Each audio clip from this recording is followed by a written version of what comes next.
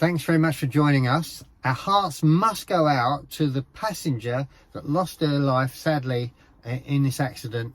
Right, what we're going to look in this video is, first of all, if you go onto Park Royal at the moment, it says closure. We're going to see what's happening down there. Are they open for business? Will they still be able to fix your Teslas? We'll find out. Obviously, you may not be able to use a charge point. And what must it be like that you're sitting in your car watching a movie at a charge point and this comes crashing through your roof? And we're going to look at it all right now. Mal's back talking Tesla. My car is a 2019 Model 3, but this video is correct for all models and all years of the Tesla, including yours.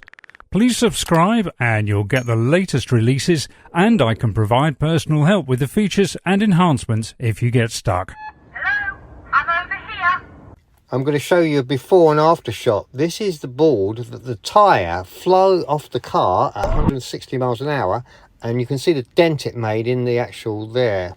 And that was able to stop anybody getting the damage, because if we look now what's going on, you can see that the charges are damaged just at that point, and it would have done so much damage if that tyre would have flew off at such speed and hit something, but the actual trajectory was stopped by the board, so that's why that was good. Here you can see Duke's Road is cordoned off by the police, and this is where the debris of the cars are, the remnants. This is the Tesla, as you can see, that's what was damaged. This is how the car ended up on the track. Right, so let's take you through it. As you see from here, 120 miles an hour, they shoot through and they bounce on top of the roof of the car, and luckily the driver's all right. Just here is where they bounce on the roof, and look, that was the damage done, and luckily the driver was all right in the car. The police are clearing up all the area. Now watch it again, and we're going to go through where it ended up on the tracks. So here it goes through, it bounces on the roof of the car. We'll wait for everything to settle down, and then as it settles, the debris, and there's more of it going through, it lands over this particular point. So this is where it came through. It shot from over there, catapulted, and then went right here and landed over to the tracks. But what I don't see, you can't see a break in the barrier. There's no physical damage to the barrier whatsoever. And then it's just come in here,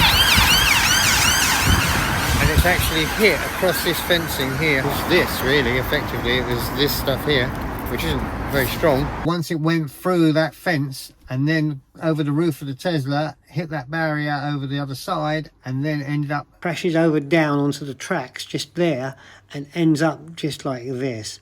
Our hearts go out to the passenger that actually lost her life, and we're lucky that others didn't lose their lives too, because it was horrific. There's the actual crane taken up, and there's the police sealing off Park Royal Station. Now we're going to look at why the Tesla roof is so successful in taking a damage of 120 to 160 miles an hour, full force, hitting that roof, bouncing off, and it did very little damage, and saved the driver from having a serious accident, even life-threatening. So let's see what this is all about and how this works. Those struts give it rigidity and strength on the roof, and it can take up to 4 times its own weight, giving it 16,000 pounds of pressure. The roof is made up of 2 pieces of tempered automated glass, bonded in layers of polyurethane, making that very strong. In fact, it works in such a different way than the regular sheet metal when an impact is imminent, and how the properties work, and how on the Tesla it will save you in a situation. So we're going to look at the two now side by side, and we'll compare what happens in an impact. Let's have a look what happens with a sheet metal. So if an impact happens on the side with a great big truck bashes into it, you can see that the impact is only on that little bit on the top. Very easy to bend, which does help with exhaustion. But now, looking at the Tesla, this is what happens on that roof. On the Model 3, it's engineered to take all of the impact across the roof. So going back to the original scenario, if it gets an impact from a truck, say on the side, it goes across the whole of the roof, and because the polyurethane is bonding it, it won't shatter and keeps it in one piece and makes it very strong, because it distributes across the whole entirety of the plane. This is the time of impact and increases much more of the energy, and with the bonded polyurethane, that keeps it all together so that you don't get glass falling inside the car when there is an accident. It holds it all together. So conclusive proof that if you have something hits on your roof, then you're very strong. It will not break very easily, not like a sheet metal one would break. And so we are driving about, even though it looks nice out there, we can see the sun and the moon and what we like, it's a very safe piece of glass. Thank you, Tesla, once again for bringing us the very safest of cars, and once again we proved that. Now don't forget, 24.5 is coming out. Yes, I know it's been meant to be coming out for weeks, and you know why it didn't come out?